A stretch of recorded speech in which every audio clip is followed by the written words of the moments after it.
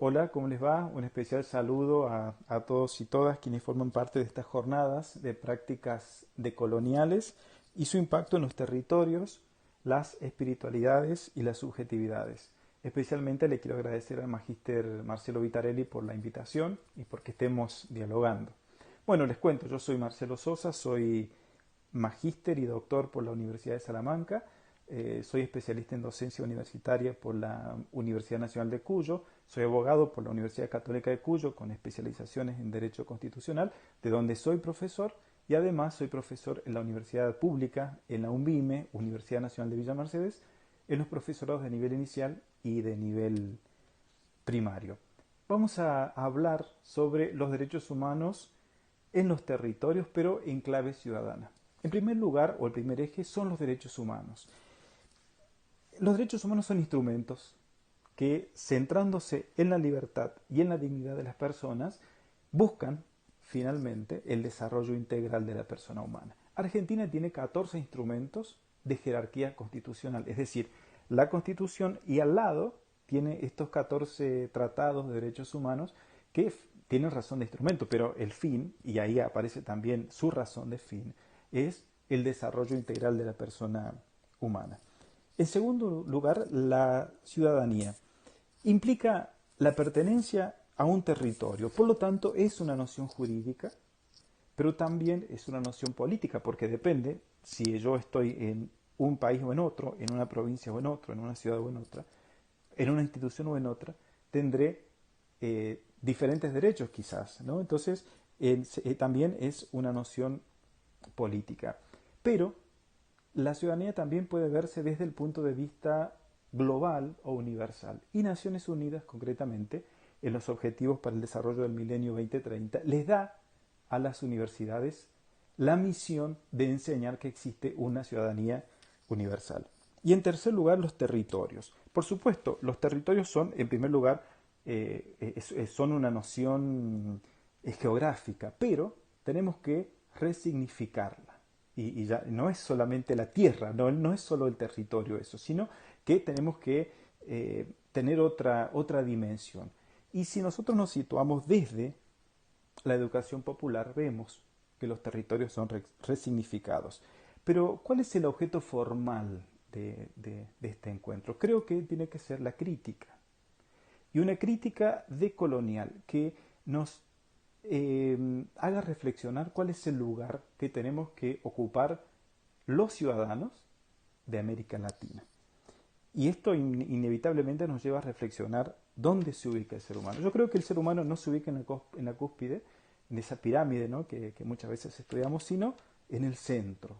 Y ese hombre, esa mujer, esa persona humana tiene que dialogar con el entorno.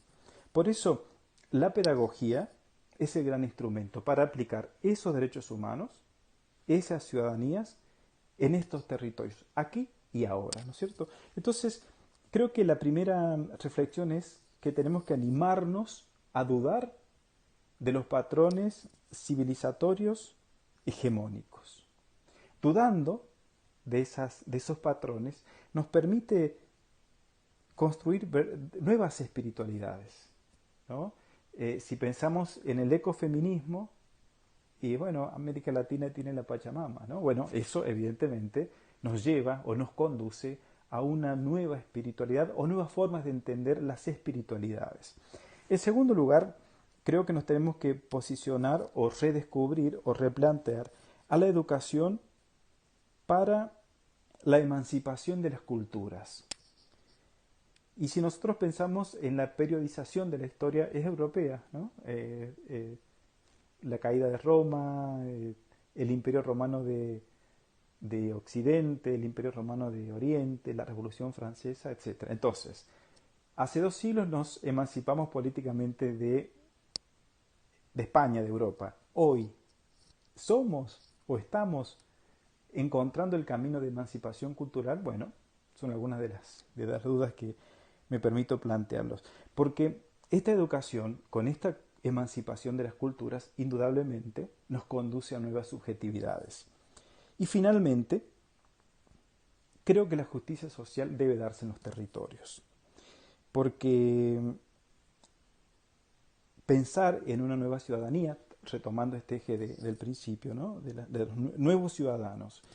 Llega la educación, llega la salud, llega la seguridad de mi territorio, que puede ser el barrio, puede ser mi escuela, puede ser mi universidad, puede ser mi país, puede ser mi calle. Entonces, retomamos aquello de Luis XIV, ¿no? El rey Sol, no la mirada de la monarquía absoluta, de l'état c'est moi. El Estado soy yo, queridos colegas, queridas colegas, porque yo como educador, como docente, como servidor público, represento al Estado. Entonces, quizás si yo me invisto de esa personalidad estatal, pueda asumir con mayor sensibilidad, con una espiritualidad diferente, quizás hasta lograr una nueva subjetividad en asumir que yo también, o que depende de mi trabajo, depende de mi oficio, depende de mi hacer, que lleguen más los derechos para esta nueva ciudadanía que estamos planteando. Por supuesto, desde una mirada de colonial, que cuestione, que critique, pero siempre con un profundo sentido de la esperanza, porque finalmente la esperanza tiene que ser el sitio de la universidad, porque si no es otra cosa.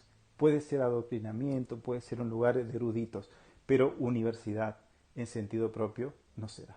Bueno, muchas gracias, espero que les hayan resultado de interés estas reflexiones y como siempre a disposición de la Universidad Pública. Un abrazo grande.